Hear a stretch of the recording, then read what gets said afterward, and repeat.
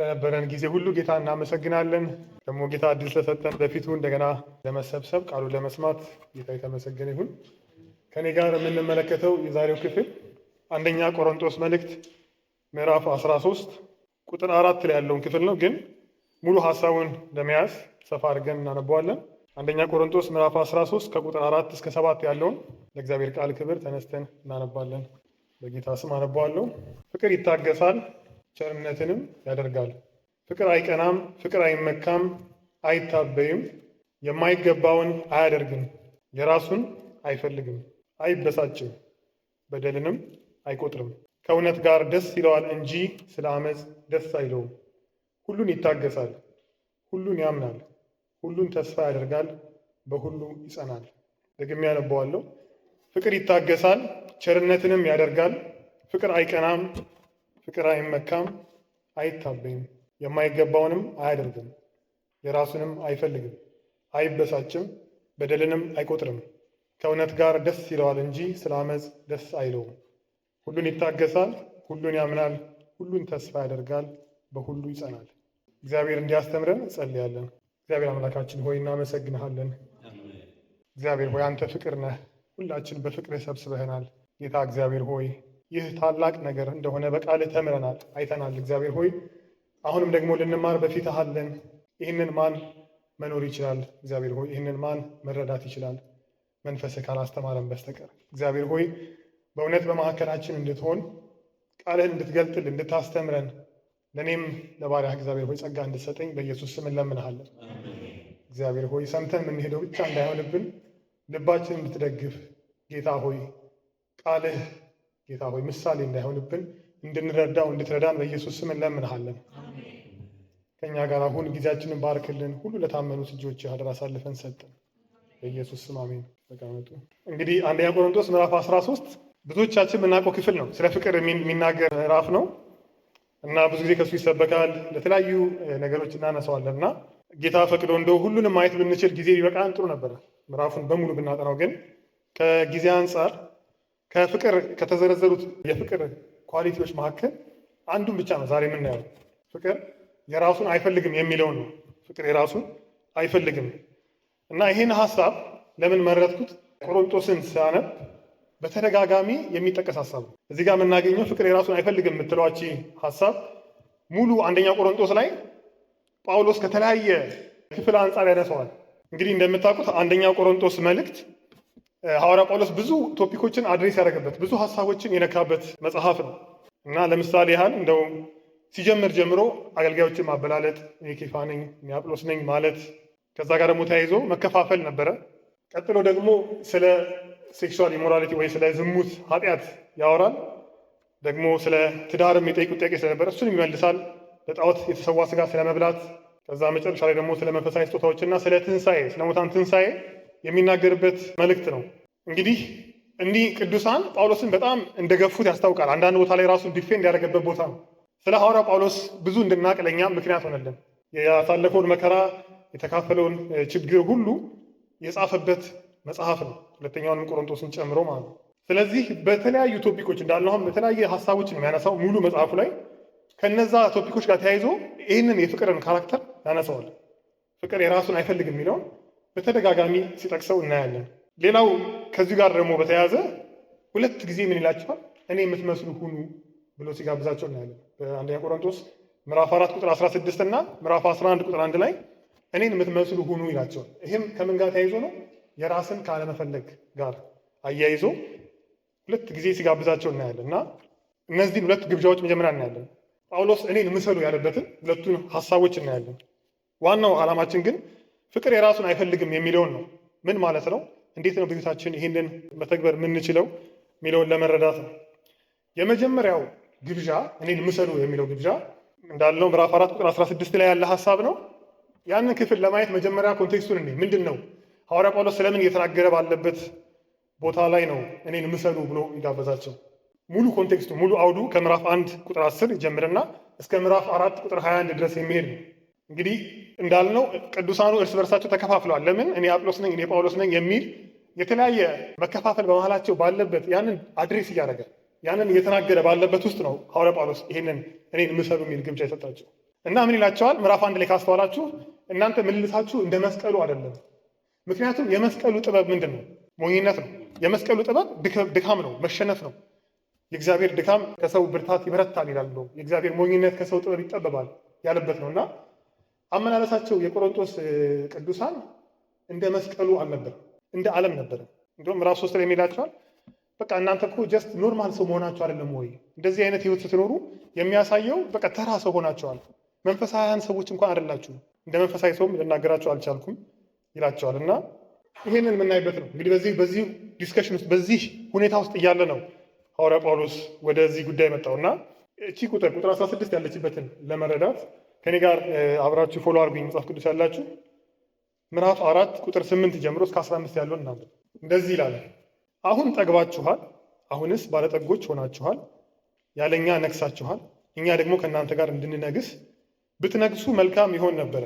ለዓለም ለመላእክትም ለሰዎችም መጫወቻ ሆነናልና እግዚአብሔር እኛ ሐዋርያቱን ሞት እንደተፈረደባቸው ሰዎች ከሁሉ ይልቅ የኋለኞች እንዳደረገን ይመስለኛልና። እኛ ስለ ክርስቶስ ሞኞች ነን፣ እናንተ ግን በክርስቶስ ልባሞች ናችሁ። እኛ ደካሞች ነን፣ እናንተ ግን ኃይለኞች ናችሁ። እናንተ የከበራችሁ ናችሁ፣ እኛ ግን የተዋረድን ነን። እስከዚህ ሰዓት ድረስ እንራባለን፣ እንጠማለን፣ እንራቆታለን፣ እንጎሳቆላለን፣ እንንከራተታለን፣ በገዛ እጃችን እየሰራን እንደክማለን። ሲሰድቡን እንመርቃለን፣ ሲያሳድዱን እንታገሳለን፣ ክፉ ሲናገሩብን እንማልዳለን። እስካሁን ድረስ የዓለም ጥራጊ የሁሉ ጉድፍ ሆነናል። እንደምወዳችሁ ልጆቼ አድርጌ ልገሥጻችሁ እንጂ ላሳፍራችሁ ይህንን አልጽፍም። በክርስቶስ አእላፋት ሞግዚቶች ቢኖሯችሁ ብዙ አባቶች የላችሁም፣ እኔ በክርስቶስ ኢየሱስ በወንጌል ወልጃችኋለሁና። የሚናገርበት ነገር በጣም ልብ ይነካል። እንዴት ነው ሐዋርያ እንደዚህ ሊል የሚችለው? እንግዲህ አስቡት፣ ለመላእክት ለዓለም መጫወቻ ሆነናል። እግዚአብሔር እኛ ሐዋርያቱን ሞት የተፈረደባቸው ሰዎች የሁሉ መጨረሻ ያደረገን ይመስለናል አለ ይመስለኛል ይላልና የዓለም ጉድፍ የሁሉ ጥራጊ ሆነናል። ምንድን ነው እንደዚህ ያሰኘው? እንደዚህ እስኪል ድረስ ስሜት ነው እንግዲህ እየተናገረ ያለው ይመስለኛል እና ነን አላለም። አክቹዋሊ ግን ለምንድን ነው የሚለውን ሳስብ እነሱ እሱን ትሪት ያደርጉበት መንገድ ነው። እግዚአብሔር እንግዲህ ብሎ ቀን መጥቶ የቆሮንቶስ ቤተክርስቲያን በብዙ ነገር ተባርካለች። መንፈሳዊ ጸጋ ስጦታ ቢባል፣ ፊዚካል በረከቶች ቢባል በዚህ ሁሉ ተባርካለች። እና በዚህ ሰዓት ግን ማንን ረሳች? ሐዋርያ ጳውሎስን ረሱት። ከእሱ ጋር ወንጌል የሰበኩላቸውን ሁሉ ሐዋርያት እኛ እያለ ስለሚያወራ እነሱን ሁሉ ረሷቸው እና ለብቻቸው ኢንጆይ የሚያደርጉበት ነበር ይህንን ብሌሲንግ። እንግዲህ በፊዚካል እንኳን አስቡት እናንተ አሁን ልጆች ያላችሁ ወይም ደግሞ ልጅ ስለሆንኩኝ ቤተሰቦቼን ብረሳ ቤተሰቦቻችሁን ብትረሱ ቢረሷችሁ ምን ይሰማል? በጣም ፔንፉል ነው። እንግዲህ መንፈሳዊ አባታቸው ነው ሐዋርያ ጳውሎስ እና ረስታችሁኛል፣ ምን አለ አብረን ብንከብር። ለምን ከበራችሁ አይደለም ግን ምን አለ አብረን ብንከብር ከእናንተ ጋር ይላል። እና መጨረሻ ላይ እንደው የሚናገረው ነገር ምን ይላል? እዚህ ጋር እኛ ሞኞች ነን ስለ ክርስቶስ እናንተ ልባሞች ናችሁ እያለ መጨረሻ ላይ የሚናገረው ሀሳብ እንደዚህ ይላል። ቁጥር 12 ላይ ሲሰድቡን እንመርቃለን፣ ሲያሳድዱን እንታገሳለን፣ ክፉ ሲናገሩብን እንማልዳለን። ከምን የተወሰደን? ይሄ ከወንጌል ላይ አይደለ? ወንጌል ማቴዎስ ወንጌል ያነበብን ሰዎች እናውቀዋለን። ቀጥታ ጥቅስ ነው ብሎ ባይጠቅሰውም ወደዛ ሀሳብ እየጠቀሰ ነው። ምንድን ነው ጌታ የተናገረው ነው። ማቴዎስ ወንጌል 5:44 እና 45 ላይ እንደዚህ ብሏል ጌታ፣ የሚረጉማችሁን መርቁ፣ ለሚጠሏችሁ መልካም አድርጉ፣ ስለሚያሳድዷችሁ ጸልዩ ብሏል። ሊትራሊ ምን እያለ ነው ሐዋርያ ጳውሎስ? ይህንን ሲላቸው ይገባቸዋል። ምንድን ነው ጌታ ያን ያስተማረው ተራራ ስብከት ላይ የተናገረውን እየኖርን ያለ ነው። ህይወታችን ነው የኛ። ያው የሚረግሙንን እየመረቅን ነው፣ ለሚያሳድዱን እንጸልያለን። ጌታ እንደተናገረው እየኖርን ነው። ጌታ ደግሞ ያስተማረው ማቴዎስ ወንጌል 5:6-7 የተራራው ስብከት የሚባለው 3 ምዕራፎች ምንድን ናቸው? የአዲሱ የእግዚአብሔር መንግስት ህዝብ እንዴት ነው መኖር ያለበት? የመንግስቱ ፕሪንሲፕል ይባላሉ። ልክ በእግዚአብሔር መንግስቱ ስንኖር ኢየሱስ የእግዚአብሔር መንግስት መታለች ያላት ያቺ መንግስት መጣች አይደለ? በዛ ውስጥ እንዴት ነው ሰው ሊኖር የሚገባው የሚለውን ፕሪንሲፕል የተናገረበት ነው። ስለ ጾም ይናገራል፣ ስለ ጸሎት ይናገራል፣ ስለ ብዙ ነገር ይናገራል። አንደኛው የዚህ የመንግስት ፕሪንሲፕል ምንድን ነው? የሚያሳድዱትን መመረቅ፣ ለእነዚህ ሰዎች መጸለይ። ይሄ ምንድን ነው? ባጭሩ ፍቅር ነው። እንደውም እዛው ማቴዎስ 5 ላይ ሄዳችሁ ብታዩት ቀጥሎ ያለው ቨርስ ስለ ፍቅር ነው የሚያወራው። እግዚአብሔር ሰውን ሁሉ ይወዳል እያለ ይናገራል። ዝናብን ያዘንባል እያለ እና የሚወዷችሁን ብትወዱ ምን ትርፍ አላችሁ የሚልበት ማለት ነው። ስለዚህ ጳውሎስ ምን እያላቸው ነው? እኛ እኮ ጌታ በተናገረው በጌታ ትእዛዝ መሰረት ልክ እንደ መንግስቱ ነዋሪዎች ያለንን እያደረግን ያለ ነው። እናንተ ግን በተቃራኒው ጭራሽ መንፈሳዊ አባቶቻችሁን ረስታችኋል። እኛ የሚያሳድዱን እየመረቅን ነው። የት ነው ያላችሁት ነው? ከጌታ ትምህርት አንጻር ከእግዚአብሔር መንግስት ፕሪንሲፕል አንጻር እንዴት ነው እየኖራችሁ ያላችሁት እያለ ቻሌንጅ ያደርጋቸዋል። ከዛም በኋላ ምንድን ነው የሚለው? እንደ ልጆቼ ነው መክራችሁ ነው የሚለው አይደለ? ልክ አባት ልጁ እንደሚገስጽ ነው እንጂ ለማሳፈር አይደለም፣ እናንተን አሼምድ ለማድረግ አይደለም ይላል። ቁጥር 17 ላይ ይህንን ከጻፈላቸው በኋላ ቁጥር 16 ላይ እኔን ምሰሉ ይላል። ስለዚህ የትኛውን ፓርቱ ነው እንዲመስሉ የፈለገው? ይሄ ሲያሳድዷቸው የመመረቅ ነገር፣ ለሚጠሯቸው ሰዎች መጸለይ፣ እንደዚህ ምሰሉ እንጂ ልጆቼ ናችሁ እናንተ ይህን እንድትመስሉ እፈልጋለሁ። እናንተ እኮ እየሏችሁ ያላችሁ እንደውም ጭራሽ በጣም ሩቅ ናችሁ። ኢቭን ያስተማራችሁን እንኳን አባታችሁን መንፈሳዊ አባታችሁን ረስታችኋል። ይህንን ብሏችሁ ነው ቁጥር 16 ላይ እኔን የምትመስሉ ሁኑ ብዬ መክራችኋለሁ ይላል። እንግዲህ ይህን ግብዣ ነው የምናየው። የጋበዛቸው ወዴት ነው? ምዕራፍ 13 ወደ ተነሳንበት ወደዛ ወደ ፍቅር ካራክተር ነው። ፍቅር የራሱን አይፈልግም። ለምን? ለሌላው ነው የሚማልደው፣ ለሌላው ነው የሚጸልየው። ለሚያሳድደው ሰው እኮ መጸለይ ማለት እኔስ ልሰደድ ችግር የለም እሱ እኮ አሳዳጅ ነው፣ እሱ እኮ የእግዚአብሔር ነገር አልገባውም፣ እየጠፋ ያለ ሰው ነው ብሎ እንግዲህ ማሰብ ነው። ምን አይነት ማይንድ ሴት እንደሆነ አስቡት። እነሱ ደግሞ በተቃራኒው ኢቭን እንኳን የሚገባቸውን ሰዎች እያከበሩ አይደለም እና በጣም በፍቅር ነው የሚነግራቸው። የራሱን ላይፍ ኤግዛምፕል እያደረገ እኔን ምሰሉ እንዲህ እንድትሆን ነው የምፈልገው ይላቸዋል። ይሄ አንሶ ቁጥር 17 ላይ የሚቀጥለው ቨርስ ማለት ነው። ስለዚህ ይላል እንግዲህ እኔን ምሰሉ ካለ በኋላ ስለዚህ ፎር ዚስ ሪዝን እንግዲህ እኔን ምሰሉ ይልና ለዚህ ምክንያት የምወደውንና የታመነውን በጌታም ልጄ የሆነውን ጢሞቴዎስን ልኬላችኋለሁ። ለዚህ ምክንያት የትኛው? የጳውሎስን ሕይወት እንዲያካፍላቸው ይቀጥልና እንደዚህ ይላል። እኔም በየስፍራው በየአብያተ ክርስቲያናት ሁሉ እንደማስተምር በክርስቶስ ኢየሱስ የሚሆነውን መንገዴን እርሱ ያሳስባችኋል። አንደኛ ትምህርቴን በየሁሉም ቸርች ማስተምረው አንድ ትምህርት ነው እሱን እና ደግሞ መንገዴን በክርስቶስ ኢየሱስ የሆነውን መንገዴን ኢን ክራይስት የሆነውን መንገዴን እንደ ሰው ሳይሆን ማለት እሱን ያሳስባችኋል፣ ሪማይንድ ያደርጋችኋል ነው። ረስታችሁታል ነው የሚለው ጳውሎስ። ምክንያቱም ድሮ በቆሮንቶስ በነበረ ጊዜ መንገዱን ያውቃሉ፣ እንዴት እንደሚኖር አይተውታል፣ ቆይቷል። አሁን እንደኛ ጊዜ ስላልሆነ አይገናኙም፣ ምንም አይነት ሚንስ የለም። በቃ እነሱ ተባርከዋል፣ ደስ ብሏቸዋል። ጢሞቴዎስ ልክላችሁና ሪማይንድ ያደርጋቸዋል መንገዴን እንዴት እንደምኖር እንዲያሳስባችሁ ይላል። እና እንግዲህ ጽፎላቸዋል። የጻፈው አላነሰውም። ደግሞ እንደገና ሌላ በፊዚካሊ የሚነግራቸው ሰው ያስፈልጋል። ከጎን ሄዶ እዛ እያዩት የሚያወራላቸው ሰው ያስፈልጋል። ሲሪየስ ቢሆን ነው እንደዚህ ያደረገው አይደለም። ነገሩ በጣም ኢምፖርታንት ቢሆን ነው ጽፎም መልእክተኛም ልኮ ሪማይንድ እያደረጋቸው ያለው። ለምን? ይሄ የክርስቶስ ሕይወት ነው። በክርስቶስ ኢየሱስ የሆነውን መንገዴን ነው የሚለው እና ይሄ በክርስቶስ ኢየሱስ የሚኖር የህይወት ዘይቤ ነው፣ ላይፍ ስታይል ነው እና ይህንን ሪማይንድ መደረግ አለባቸው። በጣም ኢምፖርታንት ስለሆነ ነው የሚነግራቸው። ጢሞቴዎስን ማን ብሎ የገለጸው? የምወደውና የታመነው በጌታ ልጄ።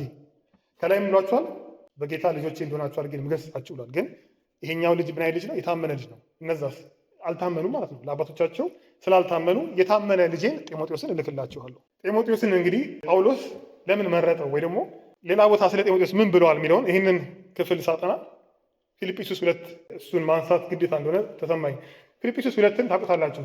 የጌታን ትህትና የሚናገርበት ክፍል ነው። ጌታ ራሱን ዝቅ ያደረገበት ለእኛ ጥቅም ብሎ የራሱን ክብር ተወ የተባለበት በጣም የምንወደው ክፍል።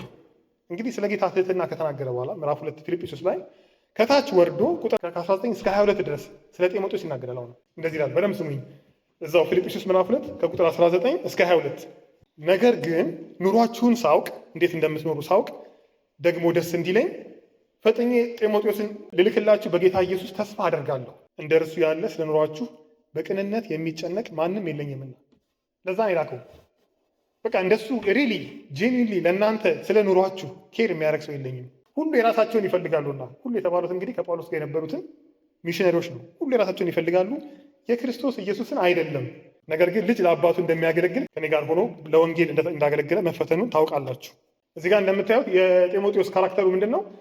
ኬር ያደርጋል። የእውነት ጄኒንሊ በቅንነት ይጨነቃል። እንዴት ናቸው የቆሮንቶስ ሰዎች ብሎ ኬር የሚያደርግ ሰው ነው። የራሱን አይፈልግም፣ የክርስቶስን ነው የሚፈልገው። ምን ማለት ነው? የኢየሱስን ፈለገ ማለት አንድ ሰውን ማለት ነው ለቅዱሳን ኬር ያደርጋል ማለት ነው እንጂ ጌታ ምን ያስፈልገዋል? አይደለ? እግዚአብሔር በምን እናገለግለዋለን? ጌታ ላገልግል ስለው እኮ ሂደን እናገልግል ነው የሚለኝ ቅዱሳንን። አሁንም ይሄ ሰው የራሱን አይፈልግም፣ የክርስቶስን ነው ማለት የክርስቶስ የሆኑትን ማለት ነው። የእነሱ ጉዳይ ያሳስበዋል፣ ያስጨንቀዋል። ከራሱ ይልቅ ምን ያደርጋል ማለት ነው?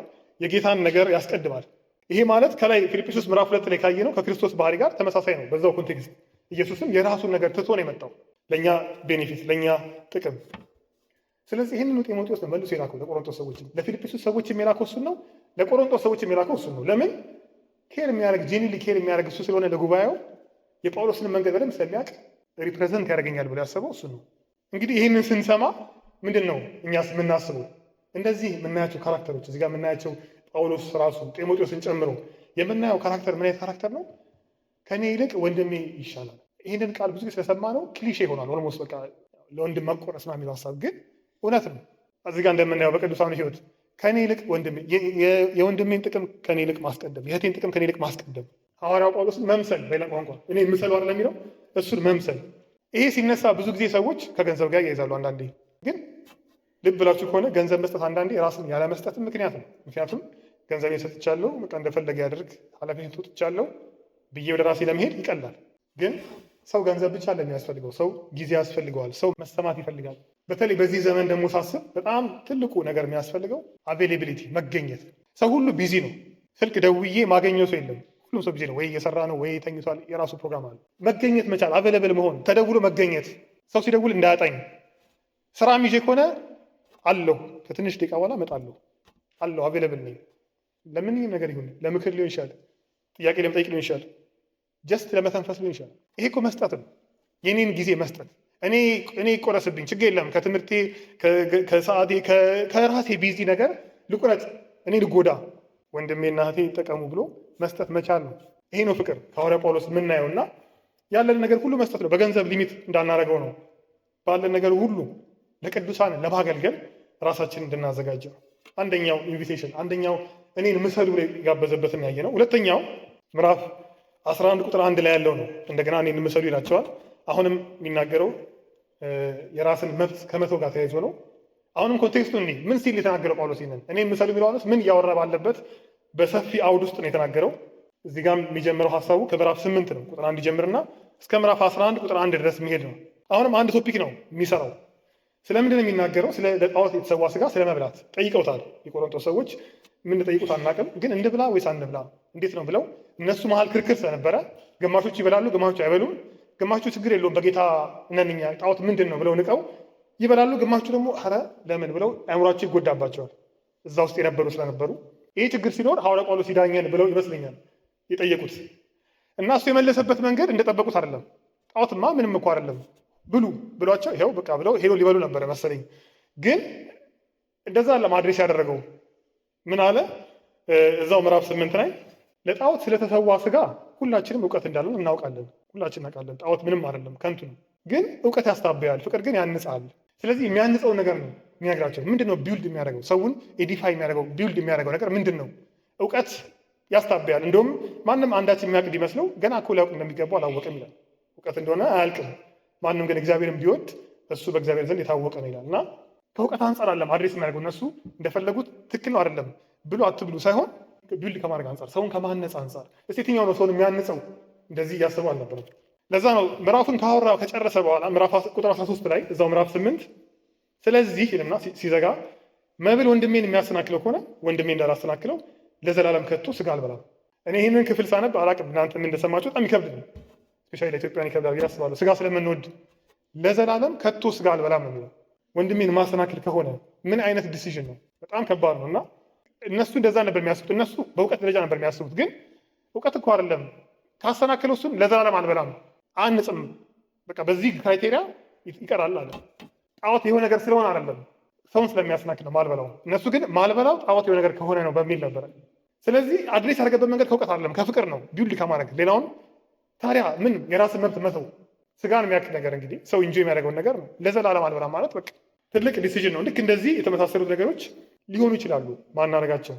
ከምን አንጻር? አሁንም ፍቅር የራሱን አይፈልግም፣ የራስን ከመተው አንጻር ደስ ማሰኘት፣ ወንድምን ባልንጀራን ደስ ማሰኘት። ይህንን ሀሳብ ከተናገረ በኋላ እንግዲህ እንዳለው ምዕራፍ 8 ምዕራፍ 9 10 ስለ ለጣዖት የተሰዋ ስጋ የሚናገርበት አውድ ነው።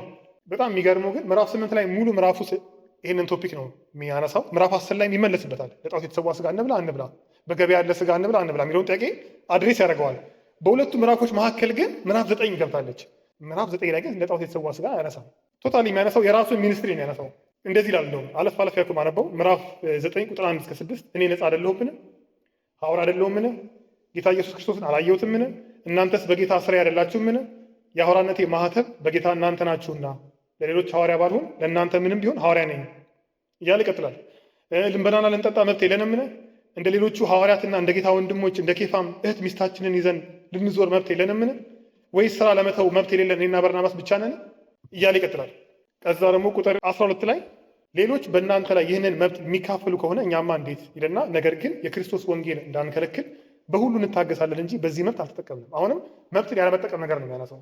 ከሰው ሁሉ አርነት የወጣው ሲሆን የሚበልጡትን እጠቀም ዘንድ ከወንጌል ጋር ተያይዞ የሚነሳ ክፍል ነው እናውቀዋለን። ይህንን ከሰው ሁሉ ጋር አርነት የወጣው ሲሆን የሚበልጡትን እንድጠቅም የምትለዋን ቃል ስሟት። እንደ ባሪያ ራሴን ለሁሉ አስገዛለሁ፣ አይሁድን እጠቅም ዘንድ ከአይሁድ ጋር እንደ አይሁዳዊ ሆንኩኝ። ከሕግ በታች ያሉትን እጠቅም ዘንድ እኔ ራሴ ከሕግ በታች ሳልሆን ከሕግ በታች ላሉት ከሕግ በታች እንዳለው ሆንኩኝ። ሕግ የሌላቸውን እጠቅም ዘንድ ያለ እግዚአብሔር ሕግ ሳልሆን ነገር ግን በክርስቶስ ሕግ በታች ሳለሁ ሕግ ለሌላቸው ሕግ እንደሌለኝ ሆንኩኝ። ደካሞችን እጠቅም ዘንድ ለደካሞች እንደ ደካማ ሆንኩኝ። በሁሉ መንገድ አንዳንዶችን አደን ዘንድ ከሁሉ ጋር በሁሉ ነገር እንደነርሱ ሆንኩኝ። በወንጌል ማህበርተኛ አሆን ዘንድ ስለ ወንጌል ሁሉን አደርጋለሁ። እጠቅም ዘንድ ይላልና ሁሉን ሆንኩኝ ይላል ሐዋርያ ጳውሎስ። እዚህ ጋር እንደሚለው መብቴን ተውኩኝ ነው። ለምን ይሄ ምዕራፍ አስገባው? እያወራ ያለው ስለ ለጣዖት የተሰዋ ስጋ እንብላ ነው ቶፒኩ። ምዕራፍ 8 ላይ እሱ ነው ሙሉ ያወራው። ምዕራፍ 10 ላይ ሙሉ ይመለስበታል። ምዕራፍ 9 ላይ ለምን አነሳው ቢሳስብ አይ ቲንክ የቆሮንቶስ ሰዎች የሚያደርጉት ነገር አለ ብሎ አስቡ ነው። ራሱን ነው እንደገና የሚያነሳላቸው ኤግዛምፕል ላይፉን እስቲ ከኔ ተማሩ ነው የሚላቸው። ምን ማለት ነው? እኔ እኮ መብቴን ትቻለሁ። መብቴን እኮ መጠቀም ችል ነበረ። ጌታ የደነገገው መብት አገልጋዮች እንዲጠቀሙ ከሚያገለግሉት ነገር ጌታ ተናግሯል። ግን ተውኩኝ፣ እንደውም ሰዎችን ጠቅም ዘንድ እነሱን መሰልኩኝ በሁሉ ነገር። ታዲያ ቆሮንቶስ ሰዎች ወይ እንደዚህ በእኔ አይነት ፕሪንሲፕል ብትመላለሱ ይሄ ጥያቄ ሆንባችሁ ነበረን ነው? ይሄ ጥያቄ መለስ አልነበረምን? እኔ ይጠየቅ ነበረን? ለጣዖት የሚሰዋ ስጋ መብላት አለመብላት ኩዌሽን ይሆን ነበር ብሎ ነው እየመለሰ ያለው። የራሱን ላይፍ ምዕራፍ 9 በሙሉ ያወራና ምዕራፍ 10 ላይ እንደገና ይህን ቶፒክ ያነሰዋል። እንግዲህ አሁንም ፍቅር ነው የምናየው፣ የራስ መብት መተውን ነው የምናየው። እና ፍቅር የራሱን አይፈልግም የምትለው ቃል ለካ በተለያየ መንገድ ተገልጻለች። ከሐዋርያው ሕይወት አንጻር በቆሮንቶስ መልእክት ውስጥ ሲንጸባረቅ ነው ያየሁት። እኔ ለራሴ እኔ ማካፈላችሁ ነገር እግዚአብሔር እኔን የገሰጸበት ነገር ነው። እግዚአብሔር እኔን የምፈልገው ከአንተ ሕይወት ይህንን ነው ብሎ እግዚአብሔር ለእኔ የመከረበትን ነገር ነው። የራሴ ነገር መተው እንድለምድ እስቲ እንትና ብሎ ማሰብ ፕራክቲስ እንዳደረግ እግዚአብሔር በቃሉ የመከረኝን ለእናንተም እንደሚሆን አስቤ ነው። እና ከሐዋርያ ጳውሎስ የምናየው ይህንን ነው። እዚህ ላይ የሚነግራቸው ይህንን ነው። መጨረሻ ላይ እንዳልነው የሁለተኛውን ግብዣ ነው ያየነው። ወደ ራሱ የጠራቸውን እኔን ምሰል ያለበትን ነው። እሱን ሊናገር ሲል ምዕራፍ 10 ላይ ሊቋጭ ሲል እንደዚህ ይላል። ሁሉ ተፈቅዶልኛል፣ ሁሉ ግን የሚጠቅም አይደለም። ሁሉ ተፈቅዶልኛል፣ ነገር ግን ሁሉ የሚያንጽ አይደለም። ሁሉም አያንጽም። ሲዘጋው ሀሳቡን ጣዖት ማብላት አይደለም ጉዳዩ፣ ተፈቅዷል ነው ኢነሴንስ። ግን ሁሉ እኮ ግን አያንጽም፣ ቢውልድ አያደርግም ሌላውን። እያንዳንዱ የባልንጀራውን ጥቅም እንጂ አንድስ እንኳ የራሱን ጥቅም አይፈልግ ነገራቸውን። ፕሪንሲፕል ከራሱ የታስተው 3 ምዕራፍ ሙሉ በደንብ ነው የመለሰላቸው። የራሱን ጥቅም አይፈልግ፣ እኔ ደግሞ ብዙዎች ይድኑ ዘንድ ለጥቅማቸው እንጂ የራሴን ጥቅም ሳልፈልግ በሁሉ ነገር ሰውን ሁሉ ደስ እንደማሰኝ ለአይሁድም ለግሪክ ሰዎችም ለእግዚአብሔር ቤተክርስቲያን ማሰናከያ አትሁኑ፣ እኔ ክርስቶስ እንደመስል እኔ የምሰሉ ብሎ ይዘጋል ሀሳቡ። ስለዚህ እኔ የምሰሉ የሚልበት አስፔክት ከምን አንጻር ነው? የራስ ጥቅም ካለመፈለግ አንጻር ነው እንጂ እሱ ጌታን አልመሰለም በሁሉ ነገር ኦፍኮርስ። ግን በዚህ አስፔክት ግን ኢየሱስን መስየዋለሁ ነው። ኢየሱስ ደግሞ የራሱ ነገር ትቶ መጥቷል። እኔም እንደምታዩት ቢዩቲ የራሴ ነገር እየተውኩኝ ነው እና እስቲ እኔን ምሰሉ በዚህ ኤሪያ እኔ ጌታ እንደምመስለው ብሎ ይጋብዛቸዋል ማለት ነው። እንግዲህ ጳውሎስ ያደረገው ለማያምኑ ሰዎች ነው አይደለ? ወንጌል ለመስራት ነው። ለውጭ ያሉ ሰዎች ነው የተወው። ቤት ላሉማ ሰዎች እንዴታ አይደለ?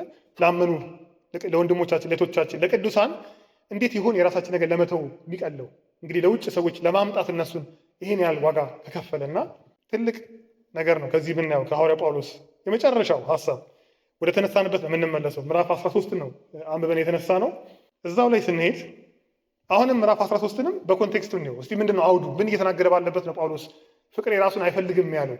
ሰፋ ያለ አውድ አለው። አሁንም ምዕራፍ 12 13 እና 14 ስለ መንፈሳዊ ጸጋ ስጦታዎች የሚናገርበት ነው። ምዕራፍ 13 የጀመረው ጠይቀውት ነው። እሱንም ስለ ጸጋ ስጦታዎች ጠይቀውታል። እንግዲህ ምን ጠይቁት አናውቅም። እንግዲህ ለዛ መልስ እየሰጠ ባለበት ምዕራፍ 12 ሙሉን ስለ ጸጋ ስጦታ ነው። ምዕራፍ 14 ሙሉን ስለ ጸጋ ስጦታ ነው። ምዕራፍ 13 ለምን ገባች መሀል ላይ? ሙሉ ስለ ፍቅር ነው የሚሆነው። ልክ 8 9 10 ስናይ እንዳየ ነው ማለት ነው። አሁንም 12 ላይ ከተናገረ በኋላ ስለ ጸጋ ስጦታዎች አይ ቲንክ አንድ ሰፋ ያለ ቦታ ወስጄ ለእነዚህ ሰዎች ስለ ፍቅር ማስተማር አለብኝ ብሎ ያስብ ይመስለኛል። የጸጋ ስጦታ የሚያስቡበት መንገድ አይምሯቸውን ለመቃኘት እነሱ ባሰቡበት መንገድ ሳይሆን አይ ቲንክ የራስን አለመፈለግ የሚለው ነገር አልገባቸውም ብሎ ስላሰበ 13ን አስገባና ከዛ ይመለሳል 14 ላይ ወደ ጸጋ ስጦታዎች ወደ ጀመረው ሀሳብ ማለት ነው። ስለዚህ በዚህ ኮንቴክስት የተነገረ ነው።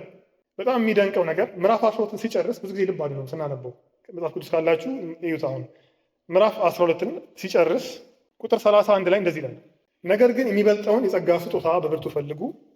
ሊትራሊ ስጦታዎች ነው የሚለው ፕሉራል ነው። የሚበልጡትን የጸጋ ስጦታዎች በብርቱ ፈልጉ፣ ደግሞ ከሁሉ የሚበልጥ መንገድ አሳያችኋለሁ። እንግዲህ ሁለት ነገር ነው የምናየው። አንደኛ ሃየር ጊፍትስ ናቸዋሉ። የሚበልጡ የጸጋ ስጦታዎች እነማን ናቸው?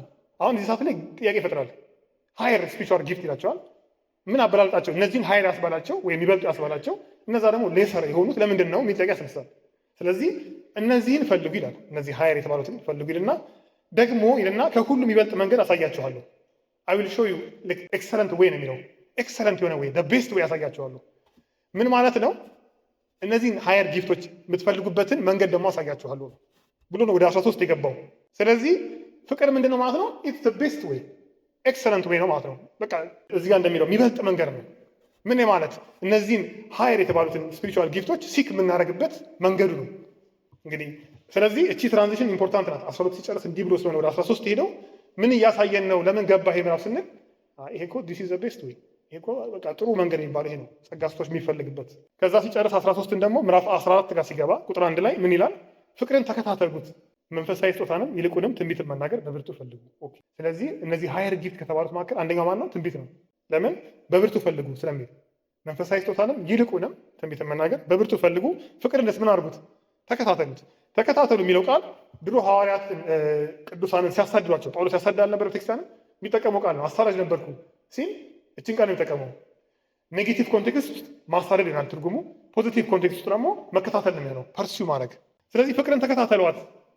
ልክ እነሱ የገቡበት ገብተው እንደሚፈልጓቸው ጉድጓድ ውስጥ ይሁን የተደበቁት እያሉ እንደሚፈልጉት በፖዚቲቭ መልኩ ደግሞ ፍቅርን እንደዛ ፈልጉት። የት ነው ያለው ፍቅር? ፍቅር የት ነው ያለው ብለን ሲክ እንድናደርገው እንድንከታተለው ነው የሚመክረን። ስለዚህ ለፍቅር የተናገረው ምዕራፍ 13 የገባበት ዓላማ ለምንድን ነው? መንፈሳዊ የጸጋ ስጦታዎችን የሚፈልጉበትን መንገድ ለማሳየት ነው። እንዴት ሲክ ማድረግ እንዳለባቸው ለማሳየት ነው። እንግዲህ እነዚህ ውስጥ ምን ተነስቷል? እንደምታውቁት አንደኛ ልሳንና ትንቢት ምዕራፍ 14 ላይ የትኛው ይበልጣል አለ? ትንቢት። ለምን? ትንቢት ህዝቡን ያነጻል። ትንቢት እኮ ተናጋሪ ነው ያነጽ ማለት ነው። ሌላው ጥቅም ነው። በቃ ትንቢት ስናገር ለማገልገል ነው እንጂ እኔ አሁን ነው እንግዲህ ለመጠቀሚያ እየሆነ የምናየው እንጂ እውነተኛው ፖይንቱ እኮ ትንቢት ሰው መጥቀም ነው። እግዚአብሔር ለዛ ሰው እንዲያጽናናው እኮ በቃ እኔ አጽናንቼ እኮ እኔ ላልጸናም እችላለሁ እኮ። ልሳን ግን ራሱን ነው የሚያንጸው። በቃ ልሳን የሚናገር ሰው ትርጉም ከሌለው ለትርጉም ማይጸልይ ከሆነና በጉባኤ ውስጥ ምንድን ነው የሚያሳየው? በቃ እኔ ልታነጽ የሚነግራቸው እሱን ነው። እናንተ ማሰብ ያለባችሁ ይላቸዋል ለጉባኤ የሚጠቅመውን ነገር። እስቲ ጉባኤውን ምን ያንጸዋል? ዲፎልቱ ራሱ ማሰብ ያለብን እንዴት ነው ዋናው? ኦኬ እከሌትን እንዴት ነው ማነጻት? ምን ልጥቀም? እንዴት ልጥቀም ብለን እንድናስብ ነው የሚመክረን። ስለዚህ ይሄ ትልቅ ሀሳብ ነው። እኔ አንድ ኤክስፔሪንስ ልንገራችሁ በራሴ ህይወት። ከዚህ ጋር ከጉባኤ ጋር ባይገናኝም ከጓደኛዬ ጋር መጽሐፍ ቅዱስ ማህበር ሄደን ኢትዮጵያ አዲስ አበባ አይ ቲንክ አንድ 10 ዓመት ይሆናል። እና መጽሐፍ ቅዱስ ማህበር 3 አይነት እንትን አለ፣ ሜምበርሺፕ አለ። አባል ለመሆን የሙሉ ጊዜ አለ፣ የእድሜ ልክ አለ፣ የወርቅ አለ ምናምን የሚሉት አለ። እና የተወሰነ ብር ከፍላችሁ ያው የእድሜ ልክ መሆን ይቻላል። ከዛ ምንድን ነው ያሰብነው? ጥቅም አለ ብለን ያሰብነው የእድሜ ልክማ ከሆንን ይሄን ያህል ብር ከፈልን፣ ደግሞ 500 ብር ነበር ያኔ። ከከፈልን የሆነማ ቤኔፊት አለን ብለን ሄድን እና ጠየቅናቸው። እዛ አንድ ሰው ነበረ፣ በቃ ማህበር የእድሜ ልክ መሆን እንፈልጋለን እና ምንድን ነው የምንጠቀመው ከዚህ አለ። ከዛ ሰውየው ምን አለ፣ አስተዋይ ሰው ነው አይ ቲንክ፣ እና መጽሐፍ ቅዱስ የሚሸጠው 2600 ብር ነው አለ የሚታተመው አንድ መጽሐፍ ቅዱስ የአማርኛው። እዚህ የሚሸጠው ገበያ ላይ 700 ብር ነው አለ። እና ያ እንዴት ነው ከበር የሚደረገው? በሜምበሮቻችን ልክ ነው። ይህን ያህል ሜምበር አለን ብለን ስናሳይ የእንግሊዝ የሚያትመው ረዳት የሆነ ያህል ገንዘብ ሰፖርት ያደርጉናል እና በእርዳታ የመጣ ነው ይሄ ሁሉ መጽሐፍ እንጂ ዋጋውን እንኳን ከፈር አያደርግም። እና እናንተ ሜምበር ብትሆኑልን እንጠቀማለን አለ። እኛ የምንጠቀምበት ፈልገን ሄድ ነው እና የነገረን ነገር እንዲህ ነው የምንጠቀመው ምናምን ብሎ አስረዳን። እና እዛውን ያወቅ ነው በቃ አይ ቲንክ ጥሩ አይደለም ሀሳባችን ማለት ነው አለን። እና ከዛ በኋላ ይኸው እንትን ካላንደር ይላክላቸዋል አለ በአመት ያው ምንም ሳይሰጠን መሸኘት ስለከበደው ማለት ነው። እና ስንወጣ አሰብን እኛም ሲጀመር መጽሐፍ ቅዱስ ማህበር ጥቅም ፍለጋ መሄዳችን ራሱ ልጅነት ነው አይ ቲንክ። እና ምን ልጥቀም ብሎ መሄድ ለካ አለ ለካ እንዲህ ታሰባል ያስባለኝ ያኔ። እና ሲሄድ ኦኬ እኔ ሜምበር መሆን ፈልጋለሁ ግን እንዲህ ይጠቅማቸዋል ሜምበር ብሆን ብዬ ጠይቃቸው ኖሮ እንዲህ ይጠቅመናል ብሎ ደስ ብሎኝ መለስ ነበር። ግን ዲፎልታችንን ያሳያል። ብዙ ጊዜ ስንሄድ ሳናውቀው ነው እኮ ምንድነው የምጠቀመው ምንድነው የማገኘው ከዚህ ብለን ነው የምንሄደው እንጂ እንዴት ነው የምጠቅመው ብለን ግን አንሄድም።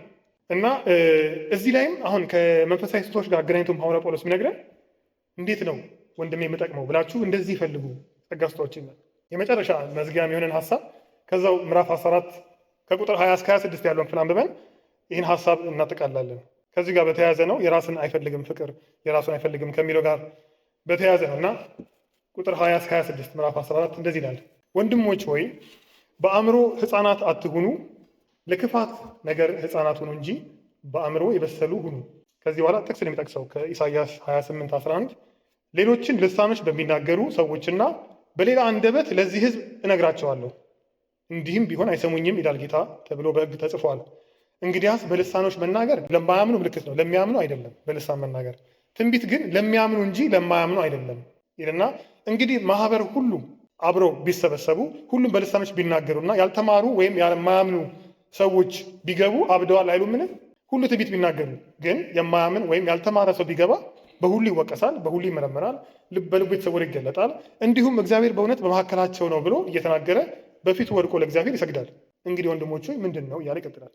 ምንድን ነው ሀሳቡ? እዚህ ላይ ልሳንና ትንቢት ነው ያነጻጸረ የሚነግራቸው እና የጠቀሰው ከኢሳያስ ላይ ነው።